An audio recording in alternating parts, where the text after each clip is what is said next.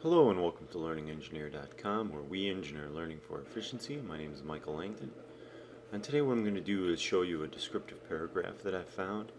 I'm going to take the topic sentence and I'm going to rewrite that topic sentence. I'm going to substantially transform it, and then I'm going to rewrite a paragraph around that descriptive topic sentence. Now, one of the ways that you can find more topic paragraphs, descriptive paragraphs I should say, is by going to books.google.com, and you can do searches, and many of the books have limited previews. And in this case I found a book that I read recently, Little Scarlet by Walter Mosley. He wrote Devil in a Blue Dress. And here we have the very first paragraph of the very first page, and it goes like this. The morning air still smelled of smoke, wood ash mainly, but there was also the acrid stench of burnt plastic and paint. And even though I knew it couldn't be true, I thought I caught a whiff of putrid flesh from under the rubble across the street. The hardware store and Bernard's stationery store were both completely gutted. The Gonzales market had been looted, but only a part of its roof had been scorched. The corner building, however, Lucky Dime Liquors, had been burned to the ground. Manny Massman was down in the rubble with his two sons kicking the metal fixtures. At one point the middle-aged store owner lowered his head and cried. His sons put their hands on his shoulders. So there we have a descriptive paragraph, and you can see how the topic sentence here, the morning air still smelled of smoke, basically sums up this entire paragraph. Now in the case of my writing class, we don't really need these last two sentences here, which are basically transitional sentences. They start the process of transitioning from this paragraph to the next paragraph. So we wouldn't really need to write them. But what we want to do is take the morning air still smelled of smoke. So I'm going to go to my Google Docs.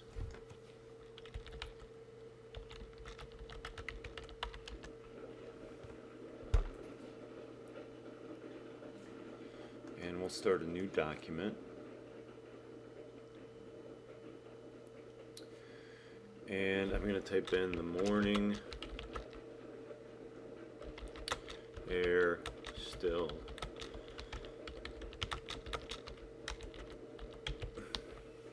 so there it is. I'm going to make it a little bigger so it's easier to see. So there's the morning air still smelled of smoke. So I'm going to rewrite this. I'm going to transform it. And keeping with the theme of fire, since the book is set in Los Angeles, and Los Angeles has been on fire this summer, I'm going to stick with that. But instead of just having the morning air still smelled of smoke, I'm going to include a conditional phrase setting the scene. So in Los Angeles County, so I've set a scene. Now you know where it's taking place. I'm going to say, instead of the morning, I'm going to say the evening, and instead of the air, I'm going to say sky. So there, I've just changed two words. So in Los Angeles County, the evening sky was, now I could say filled, okay, or I could say was piled high with, and instead of just saying smoke, I'm going to say billowing smoke. I could then say ash and embers, okay, and in keeping with adding something to it, such as billowing smoke, I'm going to say gray ash and burning embers. So there's our very first topic sentence that I've rewritten from the morning air still smelled of smoke to make my new topic sentence. What's nice about this new topic sentence, in Los Angeles County the evening sky was piled high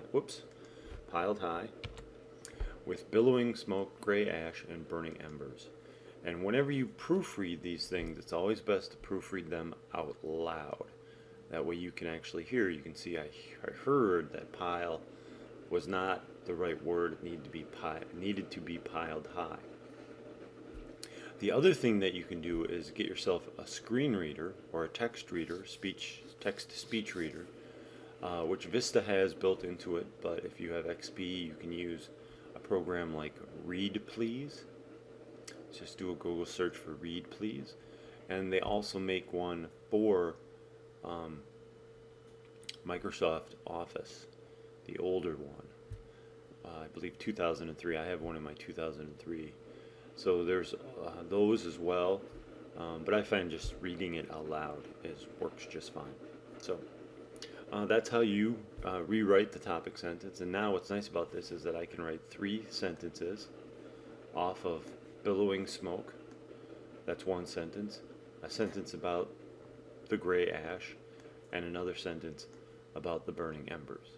So then I have 4 sentences, and that's basically enough for a paragraph. So in the next video, I'm actually going to go and write those next 3 parts of the sentence. But in this video, I was just going to rewrite the topic sentence. So thank you, and have a good day from Learning Engineer.